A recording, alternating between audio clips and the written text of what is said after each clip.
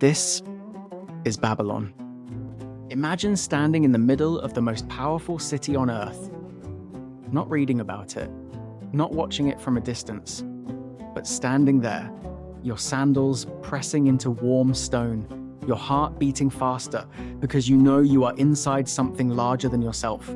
The air is thick with incense and desert dust.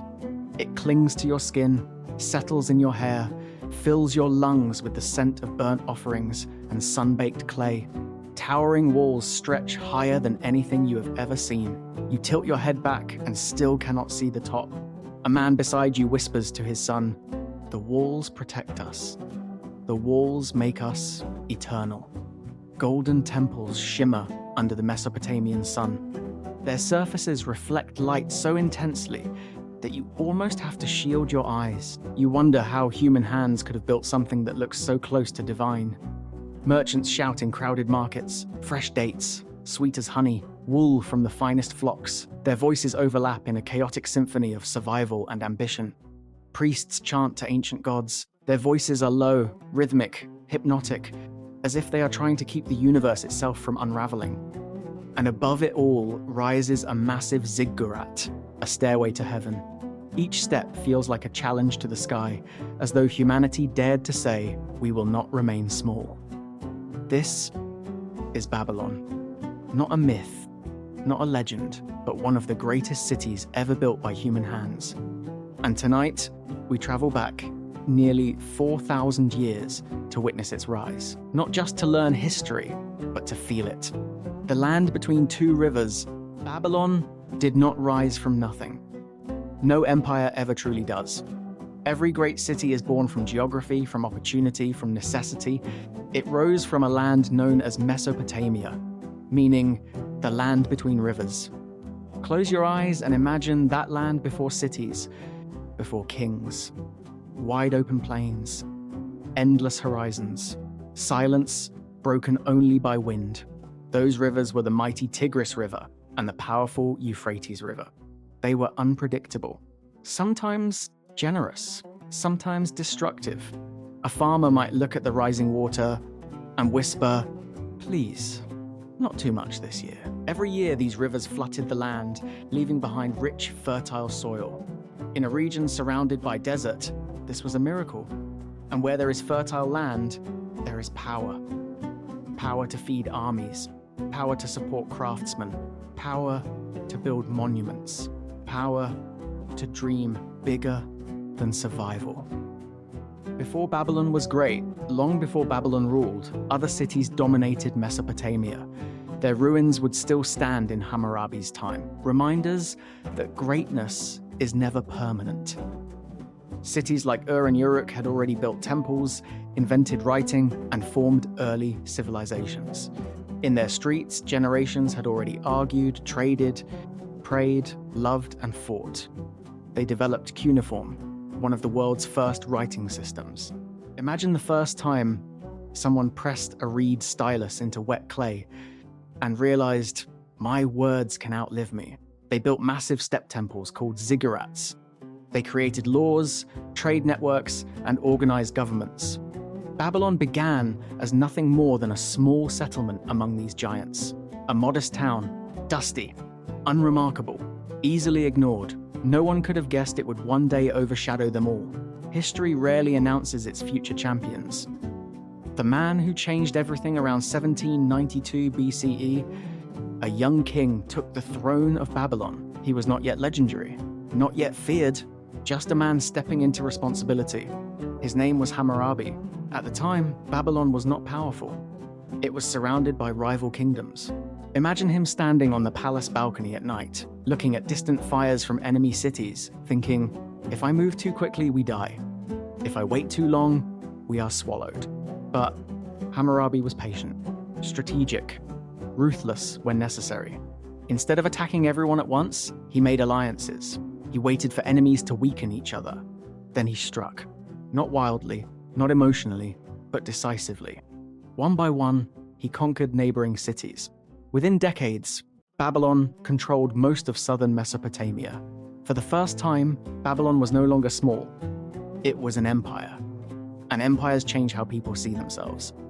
the first great law code, but Hammurabi did something even more important than conquering land. He understood something powerful. Fear builds empires, but structure sustains them. He created one of the first written legal systems in history, the Code of Hammurabi. Nearly 300 laws carved into a massive stone pillar.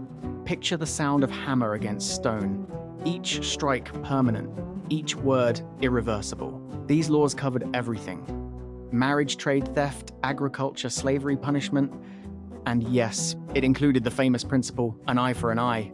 But here's what most people don't realize: the punishments depended on your social class. If a noble injured another noble, the punishment was severe. If a noble injured a slave, the penalty was lighter. You can imagine a poor farmer reading those laws, or hearing them read aloud and thinking, justice exists, but not equally for me. Babylon was organized, advanced, but deeply unequal. Still, having written laws was revolutionary. For the first time, justice was not just the king's mood. It was written in stone, literally. What did Babylon look like? Now, imagine approaching Babylon at its height. The heat radiates from the earth. Dust swirls around your ankles. Then, slowly, shapes rise in the distance. From miles away, you would see massive defensive walls. Ancient writers claimed the walls were so wide that chariots could race across the top. Whether exaggerated or not, the message was clear: we are untouchable. As you entered the city gates, you would walk along wide roads lined with brick buildings. Children run past you barefoot. A woman leans from a rooftop calling her husband home. A donkey cart creaks by, overloaded with grain. Homes were made of mud brick, tightly packed together. The rich lived in large houses with inner courtyards. The poor lived in small, crowded rooms. Water was drawn from wells. Waste ran through basic drainage systems. It was crowded, noisy, alive. Not perfect, not clean, but undeniably human. The markets of Babylon, the heart of the city, was its marketplace. If you stand still long enough, someone will try to sell you something. Merchants traded grain dates, wool, silver spices, copper livestock caravans arrived from distant lands. Men with sunburned faces and foreign accents unloaded goods while telling stories of mountains and seas most Babylonians would never see. Babylon was not isolated. It was connected through trade routes, stretching across the ancient world. You would hear multiple languages spoken. You would smell bread baking in clay ovens. You would see scribes writing contracts on clay tablets. A merchant leans over and says quietly, "Make sure he writes it correctly. Once it is pressed in clay, it cannot be taken back." Everything was recorded. Because in Babylon, writing meant power. The center of everything Babylon was not just political. It was deeply religious.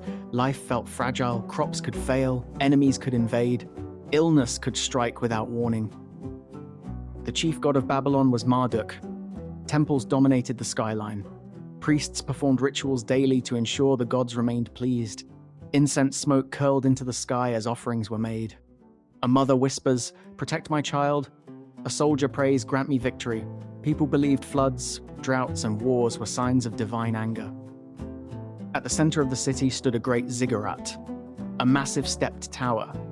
Many scholars believe this structure inspired later stories like the Tower of Babel.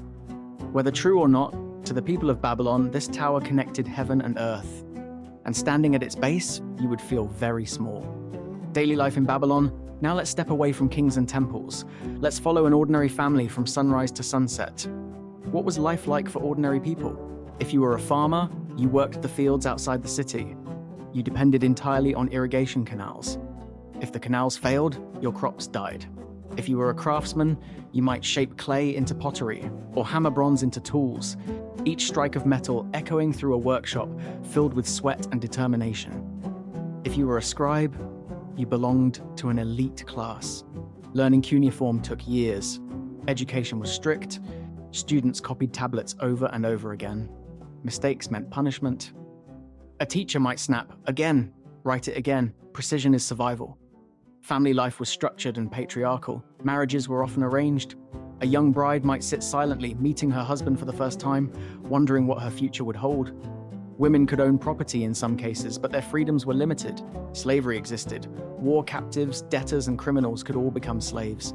Babylon was magnificent, but it was not equal. It was brilliant and brutal at the same time, like many civilizations that would come after it. And this was only the beginning. Because after Hammurabi died, power shifted, enemies circled. Generations passed. Babylon would rise, fall, be conquered, and rise again even greater than before. In part 2, we will witness the Golden Age under Nebuchadnezzar II, the legendary Ishtar Gate, the Hanging Gardens, and the dramatic fall of Babylon to a new empire. History does not move in straight lines, and Babylon's greatest glory was still ahead.